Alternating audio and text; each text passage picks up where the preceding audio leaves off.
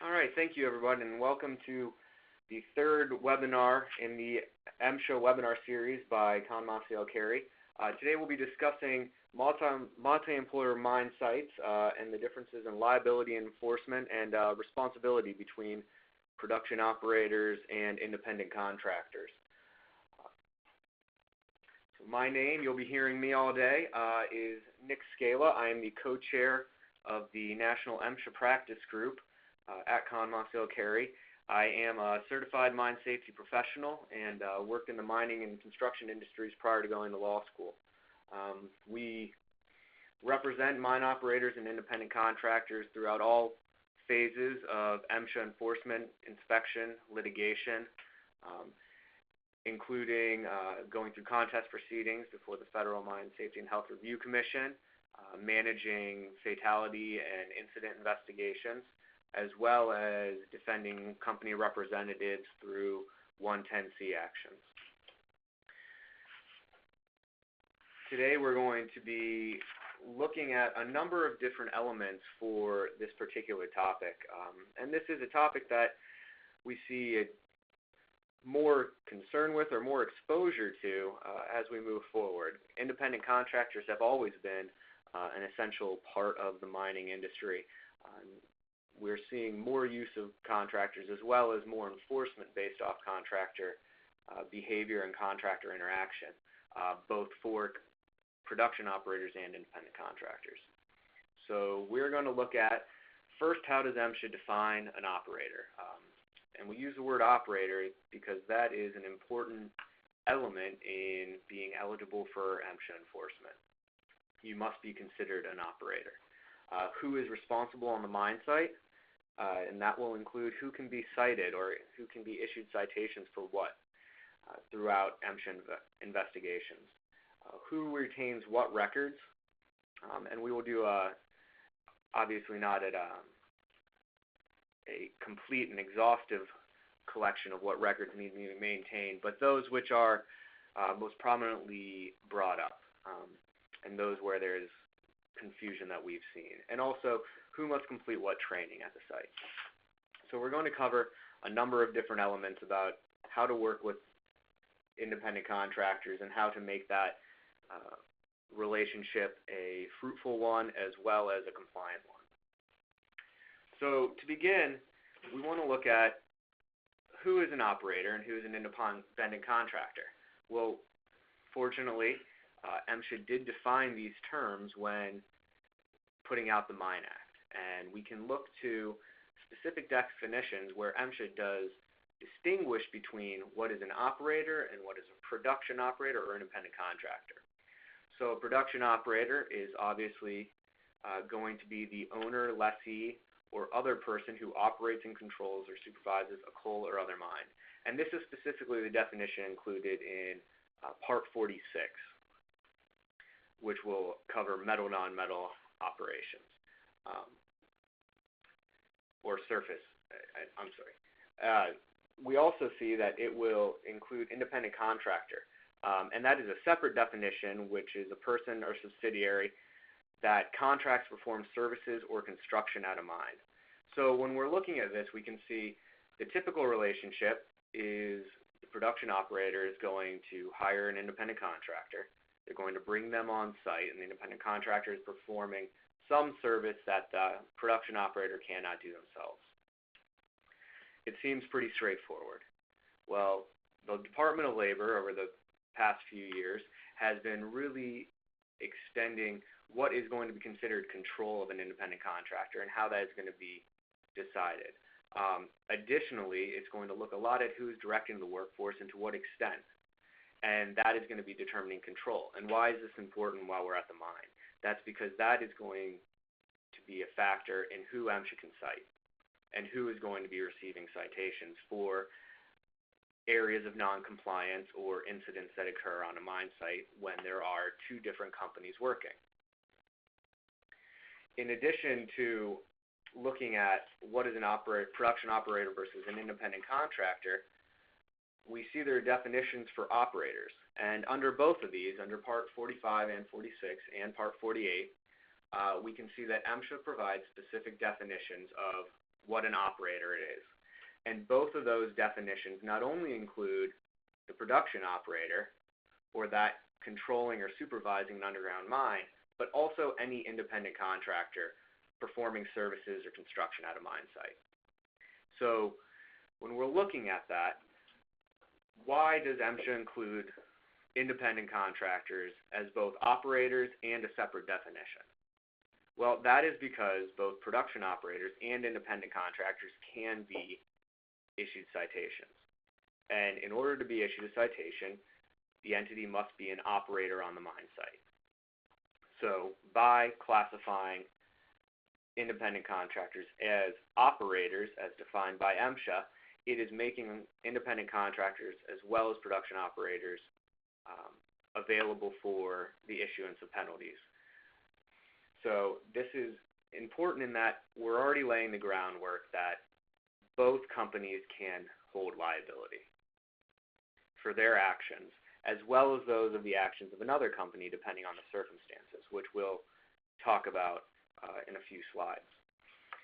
But it also means that both companies are going to have a duty of care to perform work safely, to perform work in compliance with 30 CFR, which is the Code of Federal Regulations that MSHA uses to enforce safety and health standards, as well as it's going to create the joint liability that you are owed a duty or you owe a duty to the other employees on site, whether they're your employees or your own. In addition to defining what is an operator, MSHA provides definitions on miners. And we want to look at this because there are going to be distinguishing elements between an independent contractor, a miner, and entities that can work on a mine site but do not have to qualify as independent contractors or do not.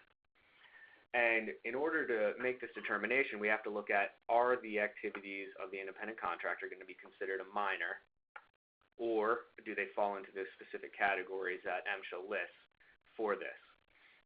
Well, first we can see that also the minor includes this statement of an independent contractor or employees of an independent contractor who engage in mining operations. It also includes the provision below, any construction worker who is exposed to hazards of the mining operations. So when is this going to come into play? Specifically, this provision is included for mine construction, mine renovation, mine expansion,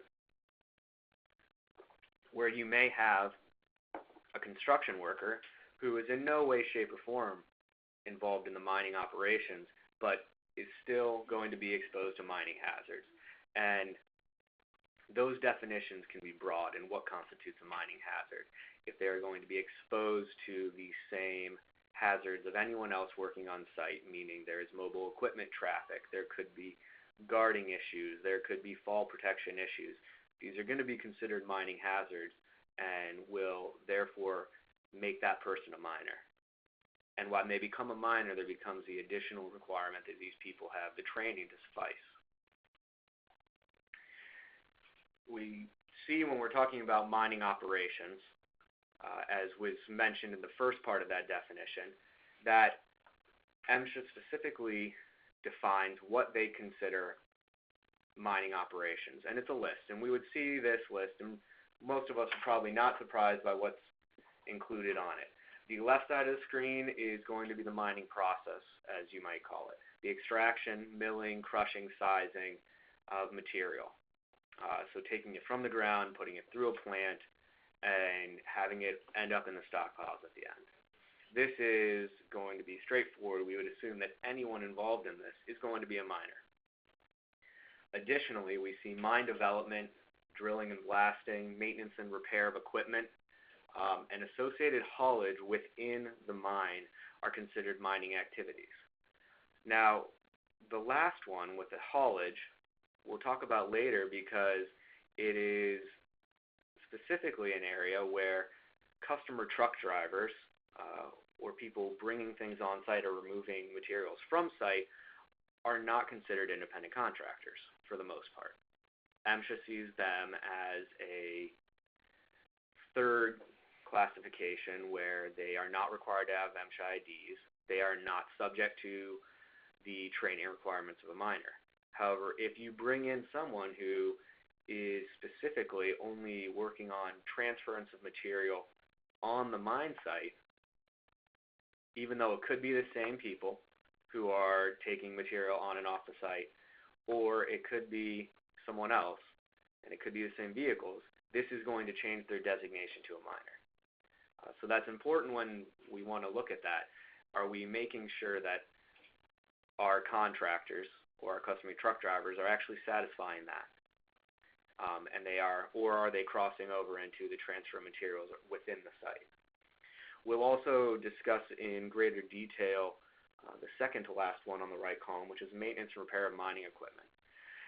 This is an area where most of us have probably at some time or other had a contractor on site for specifically a specific brand of equipment or a type of equipment performing maintenance or repairs on it. And when we look at that, MSHA is going to include some language in their definition that says frequent or extended periods, and we can see that down at the second paragraph in orange. Now, what are these frequent or extended periods? MSHA defines them a bit, but they are still a vagary and are very loosely interpreted. But before we talk about that, let's look at the beginning of the second paragraph, which says the definition of a miner does not include scientific workers, delivery workers, customers, including commercial over-the-road truck drivers, vendors, or visitors. So these people are not considered miners. They're not going to be considered involved in mining operations that we were previously discussing.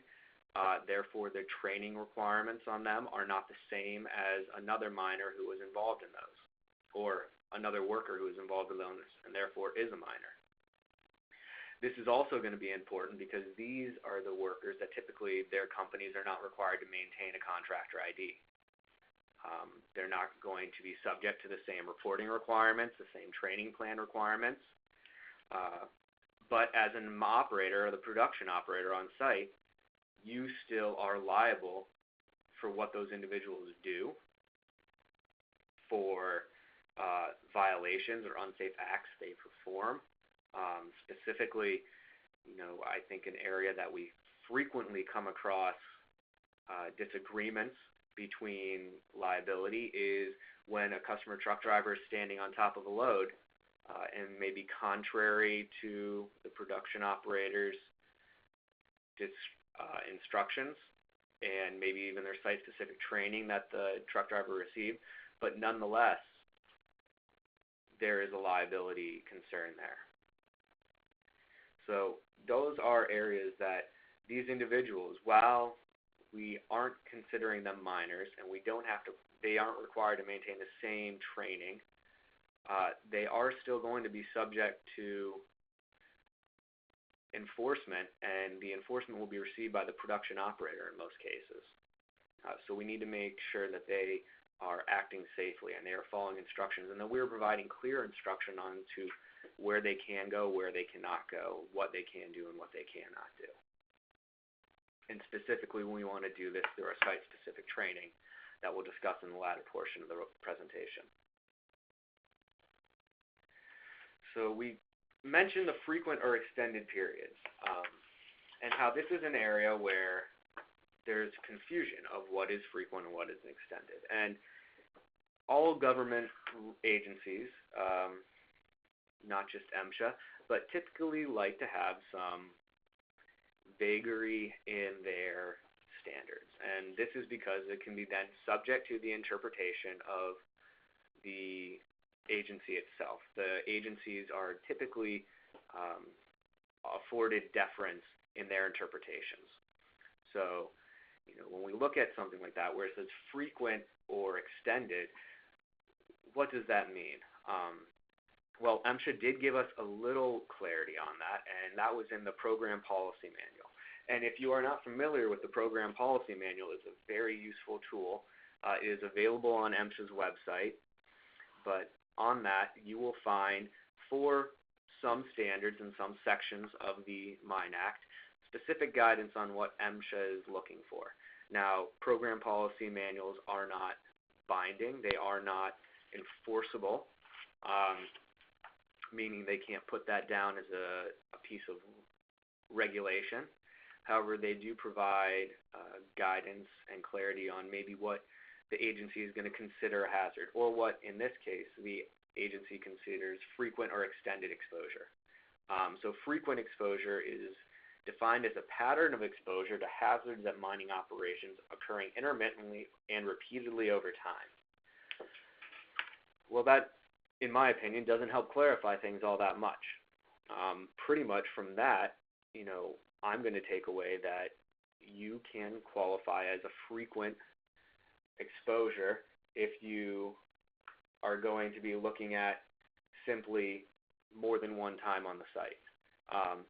As well, extended exposure, MSHA states, is exposure to hazards at mining operations of more than 5 consecutive workdays.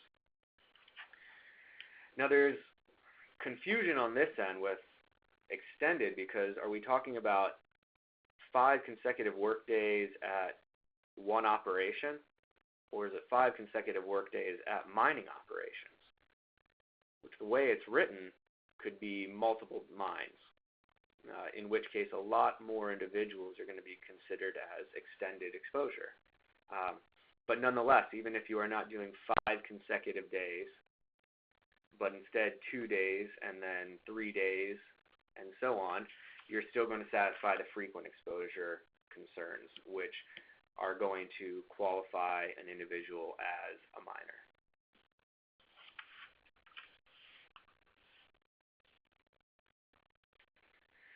So when we look at this, we've been talking about who's a minor, who is an operator, and who is an independent contractor, and how do those affect us? Well, obviously it's going to affect our training requirements, our record-keeping requirements, and how we interact with that company or the individual who's working for that company when they're on our site. But when we look at who is responsible, this is where we must look at the Mine Act itself. And the Mine Act is what we call strict liability statute. So what does that mean? That means that no matter what happens on that mine site, the production operator can be held responsible regardless of their knowledge or their negligence. It means that no matter what happens in that mine, they are responsible. They're not going to be looking at, oh, well, they had no idea this was happening, or that this contractor was doing that. That can be taken into consideration for negligence. However, the issuance can still be upheld as strict liability in nature.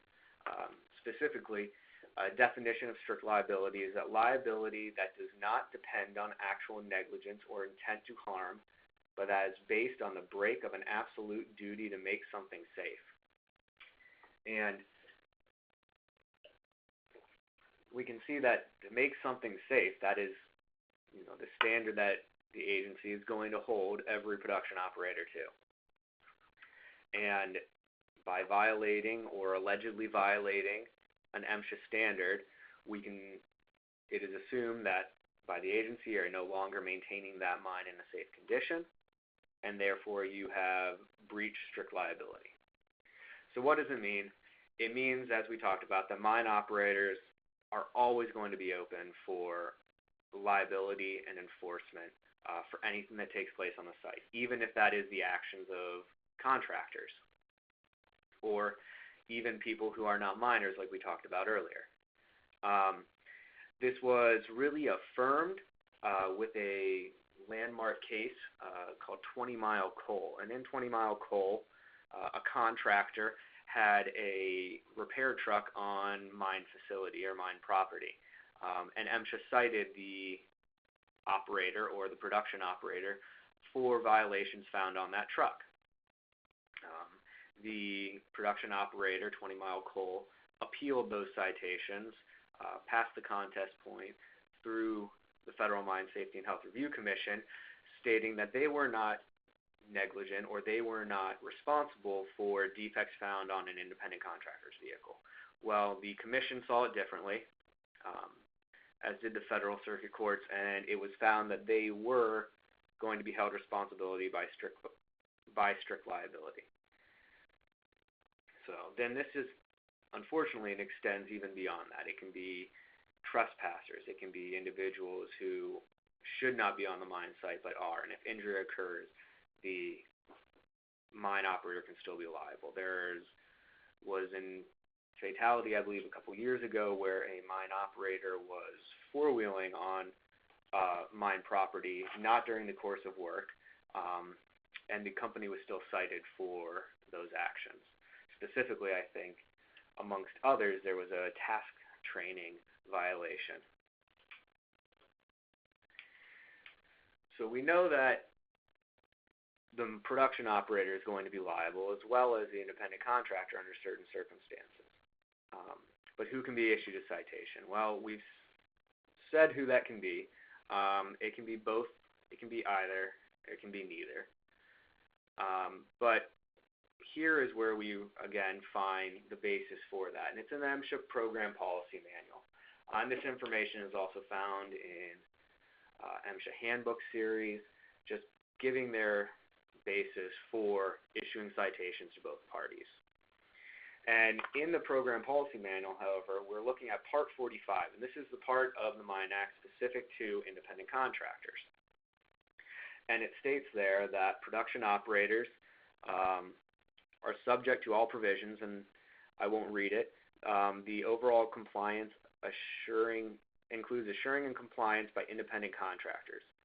As a result, both independent contractors and production operators are responsible for compliance with all applicable provisions of the Act, standards, and regulations.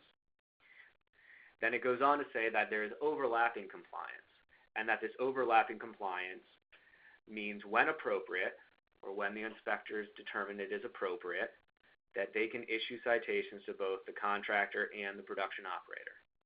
And it doesn't mean that there has to be different violations. When there are violations to both entities, typically they are almost identical in nature. You can see that they are cited under many times the same standard. The text of the citation is the same, and it's going to be referred to because there is that overlapping compliance. And we can look back at this even further and say, why is that? Because MSHA is looking at the strict liability, meaning as we said, there is a responsibility to maintain the mine site in a safe condition, and they're alleging that the production operator did not. Additionally, MSHA is going to look at their definitions. Specifically, we're going to talk about their definitions of negligence on the citations. We've all most likely seen a citation, and on that citation we have the different categories. We have gravity, whether or not a violation or an injury is likely to occur due to a violation. We see that as the likelihood, unlikely, reasonably likely, highly likely occurred. We also see the severity designations, which are listed as the potential injuries that MSHA anticipates would occur if an injury occurred from the alleged violation. Then we see S&S, and we can go down, and there's a negligence category. Well, looking at that, MSHA is going to assess a negligence. And they have the options of no negligence, low negligence, moderate, high, and reckless disregard. Well, in those definitions, other than no negligence and reckless disregard, the three middle ones all start with the mine operator or the operator knew or should have known of the volatile condition. And so we can see that the knew or should have known is a very important element here. And that goes back to the strict liability nature of the Mine Act.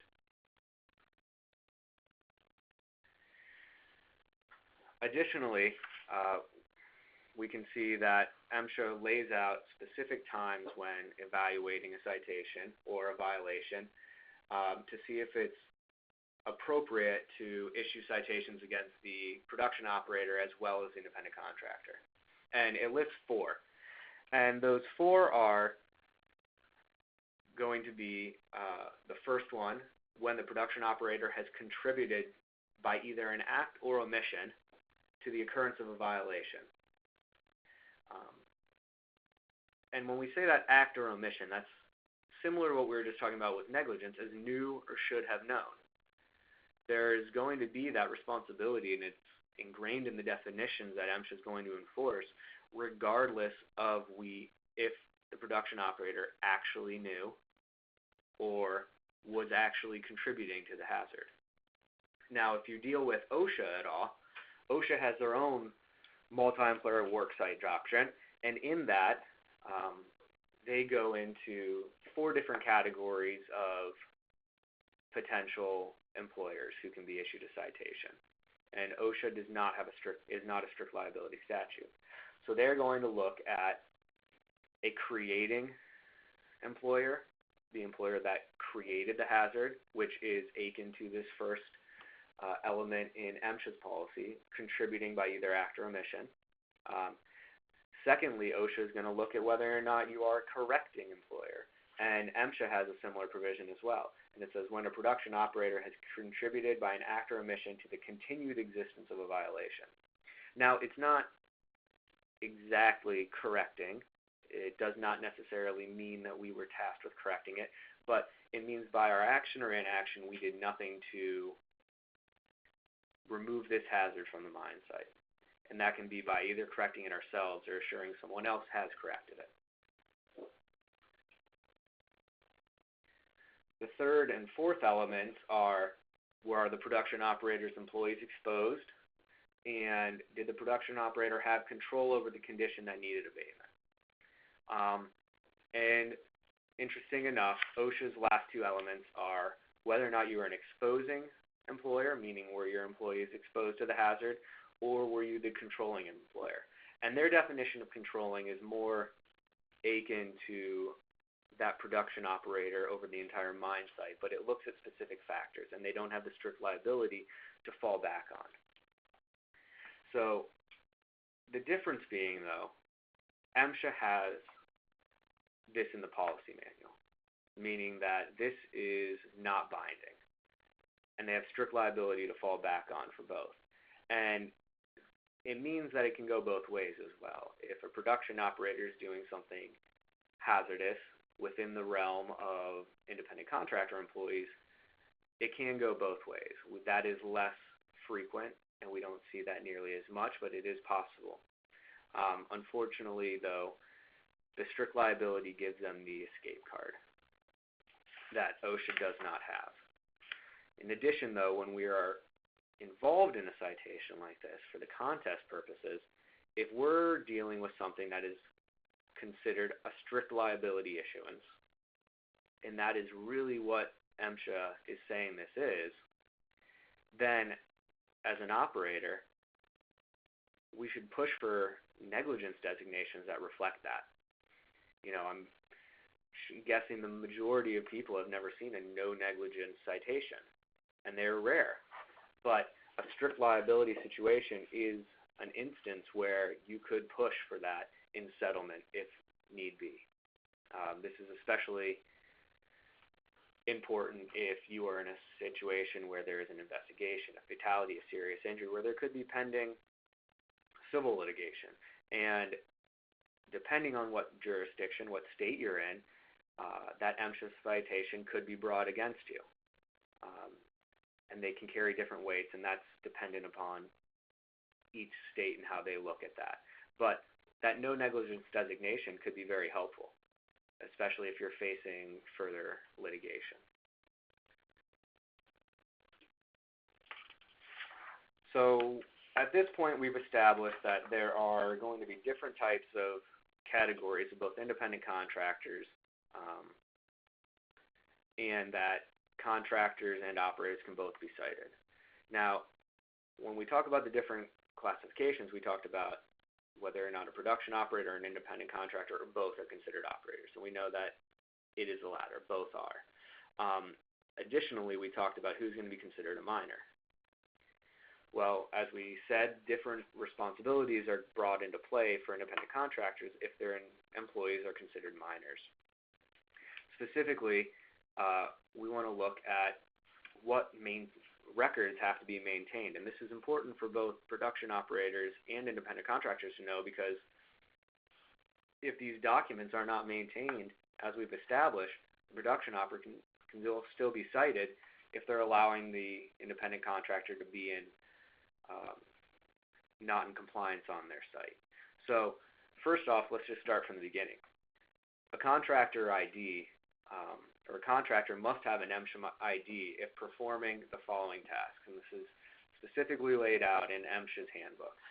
And it includes a lot of the areas that we previously saw as mining operations, mostly the construction elements, development, construction or reconstruction of dams, of facilities, demolition of facilities, drilling and blasting, handling within the mine, material handling, equipment service, equipment installation.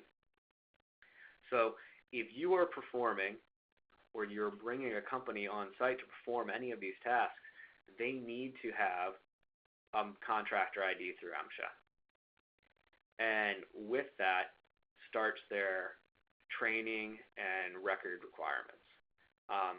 If you are going to bring someone on site who is doing one of these actions, they do not have a contractor ID, they do not have adequate training, you are bringing someone in violation or of the standards on your mine site.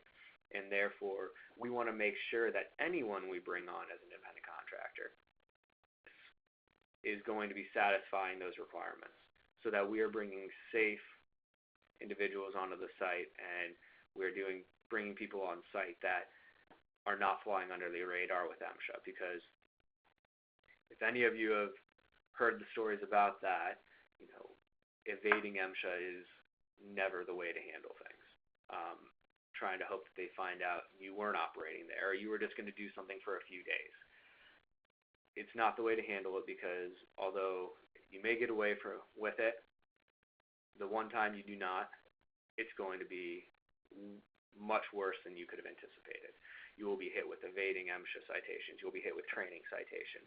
And in the situation of bringing an independent contractor on site who is doing this, the mine operator is working with that. So we want to make sure anyone we bring on site who is going to be performing these activities is going to be properly registered with MSHA with their contractor ID. So when we do that, we have to talk about training plans.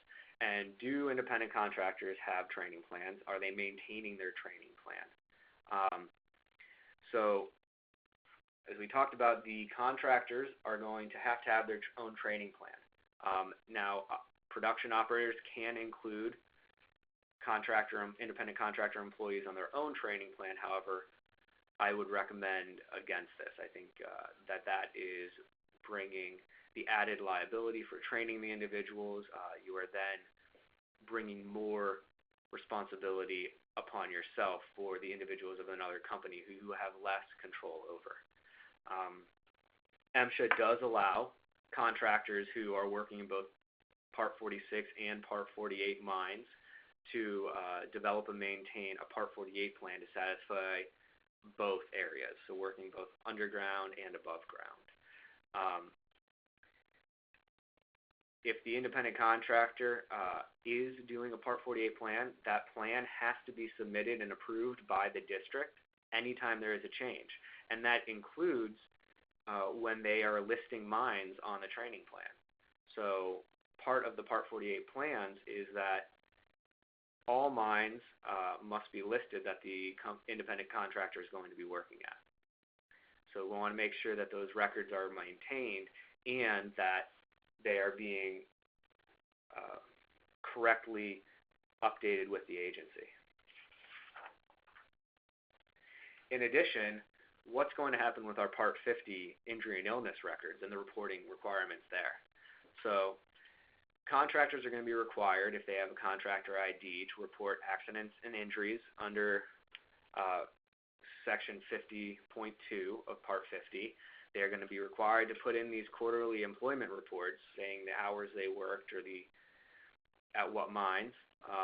And then they're going to have to maintain the records of these reports to provide to MSHA when and if an authorized representative or an inspector requests them. In addition to this, though, all contractors must comply with the immediate notification requirements.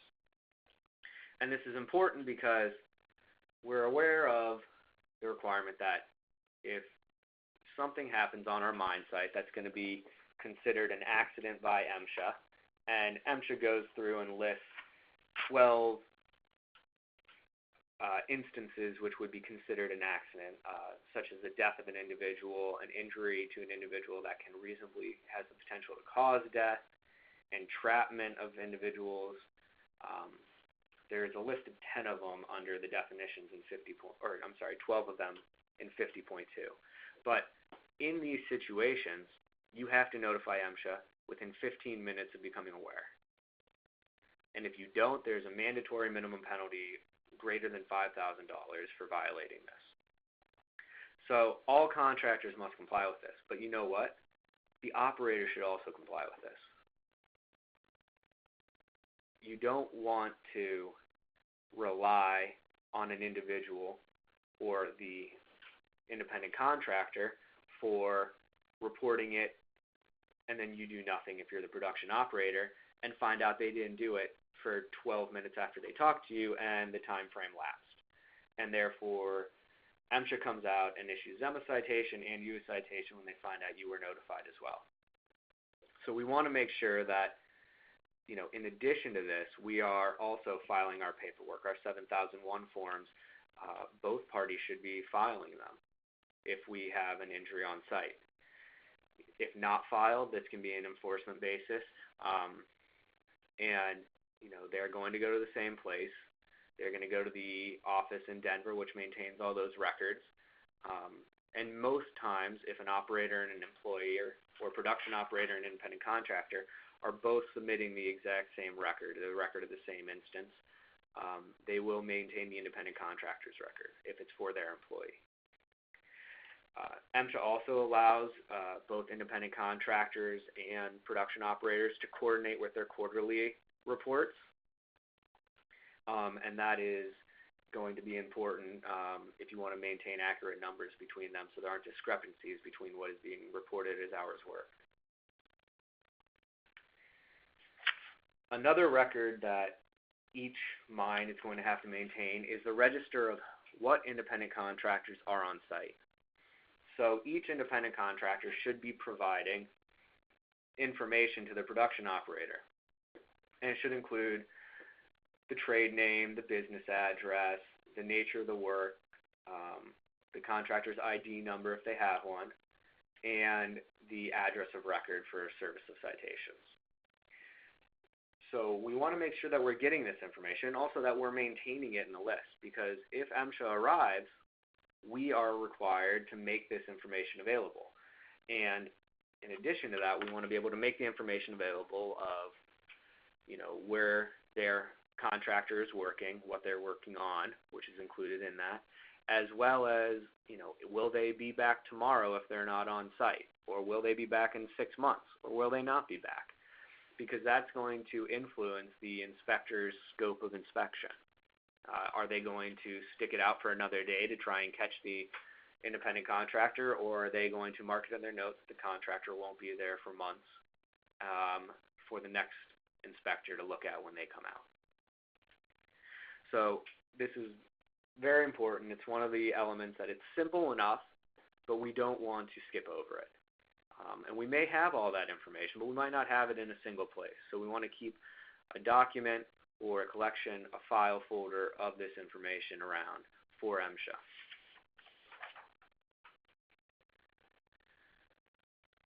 Also, who's going to be in charge of the workplace exam and the pre-shift examinations? Pre-shift examinations, these are more straightforward. If it's an independent contractor's piece of equipment, they should be completing the pre-shift inspection to make sure it is free of defects before operation. They should also be maintaining these records until the defect is fixed if there is a defect found. For workplace exam, it's a bit hazier. So the workplace exams, we are going to have the production operators. We want to make sure that the independent contractor knows that we expect them to do a workplace exam in their area. And if they are the only company or the only employees working in a certain area, that may suffice. However, if our employees are passing through the area, or if our employees are working in close proximity to the independent contractor, both companies should be completing and maintaining workplace exams. To not would be to fail to do a workplace exam for a working area during the course of the shift. And also, if we are a production operator, even if we don't have anyone in that area, we want to make sure that the independent contractor, one, knows of our expectation to complete the exams and is completing them. Because a failure of an independent contractor to do an exam can come back on the production operator. There is a current case.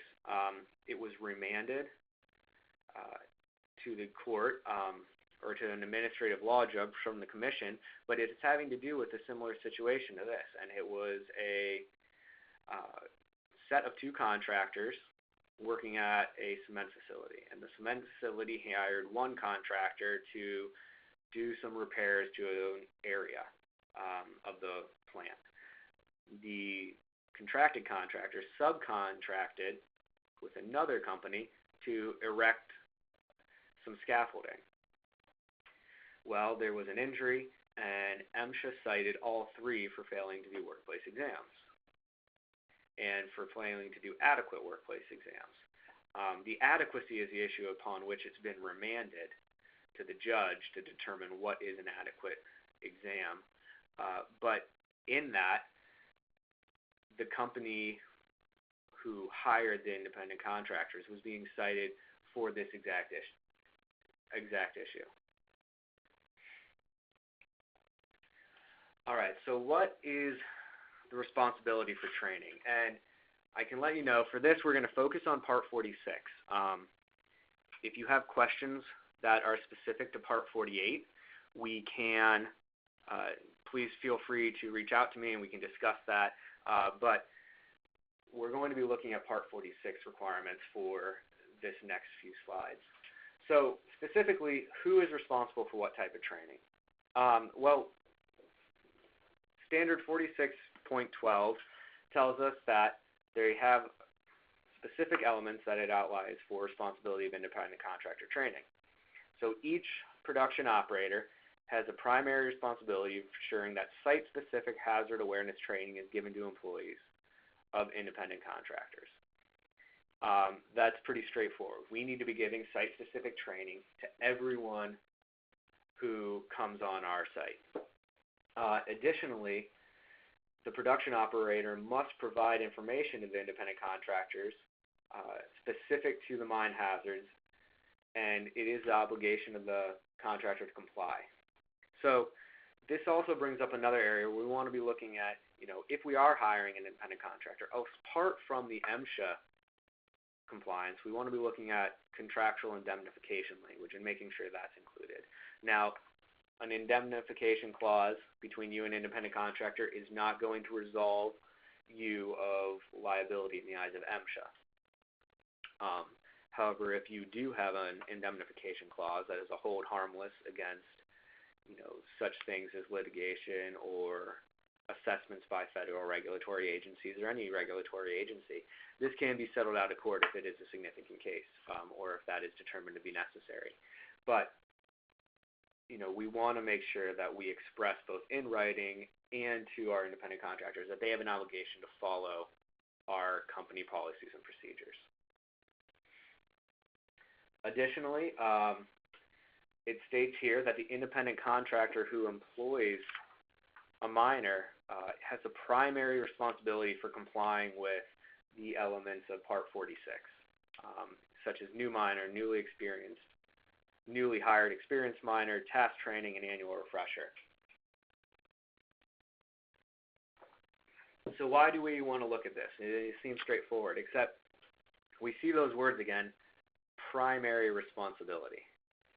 And again, this harkens back to what we've talked about before, that if a production operator is allowing individuals to come on their site, you ultimately can be held responsible for their inadequacies in training or compliance. So we want to make sure that any independent contractor coming on site has completed all the required training and that they can provide evidence of this completed training to us in the case that they may have to provide it to MSHA. The independent contractor must also inform the production operator of any specific hazards that may be created by the performance of the contractor's work at the mine. So that is also pretty straightforward. If there's going to be specific hazards that then you have to train your individual employees on because they might be working in close proximity to the independent contractor, you must be provided that information so that you can adequately train against those hazards. So we're also going to look at site-specific. We've said it multiple times. And site-specific, this is pretty straightforward. It is something that we have to give to everyone that comes on site. We see here that it must be provided before any person specified under the section is exposed to mine hazards. So you must provide it, hazard training as appropriate to any person who is not a miner as defined by 46. You also must provide this to miners. But that includes office and staff personnel, delivery drivers, customer truck drivers, and anyone else performing work who's not going to be considered a miner. So when we're doing this, we want to look at individuals that might be going from mine to mine or might be working at multiple mines from our company. They're going to have training each time they come to a different mine site. And additionally, for someone like a production operator or a driller and blaster, there's probably going to be more training involved than just the boilerplate that you're going to provide office workers and science personnel and customer truck drivers. We see that in Section D, it specifically outlines the areas that we have to cover in site-specific, such as site-specific health and safety risks, recognition and avoidance of hazards, traffic control patterns, warning and evacuation signals, as well as other special safety procedures. So when we look at that, we're talking about very basic elements, and we can provide this in a number of ways. Specifically in Section E, it tells us that we can do this by written hazard signs, oral instructions, signs and posted warnings, walk-around trainings, or other appropriate means that alert persons to site-specific hazards at the mine. Now, this next paragraph, Section F, states that it's not required, site-specific, for someone who's accompanied at all times by an experienced miner who's familiar with the hazards specific to the mine site.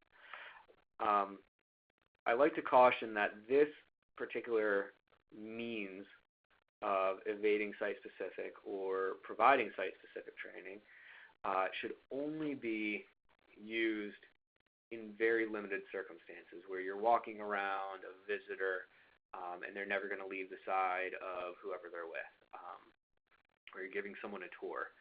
This is not going to be something I recommend for people who are putting miners on site to perform work, because when you do that, MSHA's definition of accompanied at all times is quite narrow. It isn't, are they 20, 30 yards away? It's, are they right next to you? I like to say in arm's reach. I am a proponent of posted warnings and signs that adequately provide the site-specific training.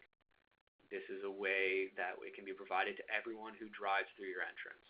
And if you have multiple entrances, you may want to consider putting signs at each entrance. Additionally, many people provide at the check-in point, security hut, scale house, a written form that must be reviewed and completed and signed, and you can maintain this record then. Typically, there is no requirement on how often this needs to be provided, but a rule of thumb is once per year, or when new hazards arise, or if you're changing traffic patterns, if you're changing where you're mining.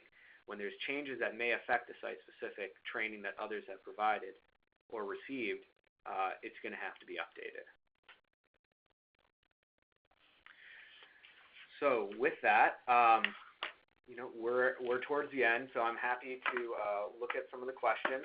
We have before we get to that, though, we do have the MSHA Defense Report blog, so check that out. We post new case decisions that will affect it, as well as monitor regulatory enforcement changes and provide some insights on managing MSHA and maintaining compliance. You know, obviously things have changed in the last week, and a lot of the pending regulations that we have seen out there, whether the changes to Part 100 or the workplace exam even, you know, those may be getting tabled and these may be getting frozen in regulation. One of President-elect Trump's big promises was to ease the regulatory burden on businesses, and he has said that he would enforce a moratorium on all new regulations. So we'll be closely monitoring that and let you know if we find out. But the MSHA Defense Report is a good place to catch up on all that information. We'll also be having our next webinar on December 15th regarding hazard complaints and whistleblower protections under the Mine Act. So please join us, and we hope to get the 2017 schedule out quickly. With that, you can see we have one question, and I'll read all that for you. It says, should we have a record for each contractor company, and how long do we need to keep their training documents? So that is a good question. I would recommend that you have some sort of record folder, electronic or hard copy, with the information related to each contractor. Now, whether you're going to require that contractor provide to you all of their training documents, that is up to you. I think that you would want to review them to make sure they're in order. Additionally, if you're going to take that route, you want to make sure that you monitor when they bring new people on the crew throughout a project, that you get those records updated. How long do we need to keep it? You are not going to be required to maintain those, as you're not their employer. However, I think it would be in your best interest to do so while the work is ongoing, and probably for a bit of time afterwards. Maybe, you know, I'm going to leave that to each company's discretion, but, you know, I'd say something if it's going to depend if they're a operator or independent contractor that we use continuously and frequently, as we discussed, or was it a one-off? Did they come and install a new piece of equipment and they're never coming back? Or they're ever going to come back once a year? That's obviously going to be a factor in how long you keep the documents, when they will return, or if you anticipate them returning at all. But I do think it is a good decision to maintain those records for some bit of time after they leave the site, in case MSHA comes back and there's a question. Do you need to keep the documents after they expire? No, I do not think you need to keep documents after they expire. Once you meet those regulatory burdens, if you're talking about a workplace exam, such as 12 months, you do not need to maintain that record. If you're looking at training documents, again, I think it very much depends on what activities they're performing and how long or how frequently they will perform those activities. All right, well, it looks like that is our last question. If there's something that you think of later, please feel free to contact me by any means below. I'm happy to discuss this, and if I didn't get to the heart of the issue for the questions that we were just going over, I would be happy to discuss it with you in greater detail. But thank you again for attending, and I appreciate you guys sticking with me today, and everyone have a great day. Thank you very much.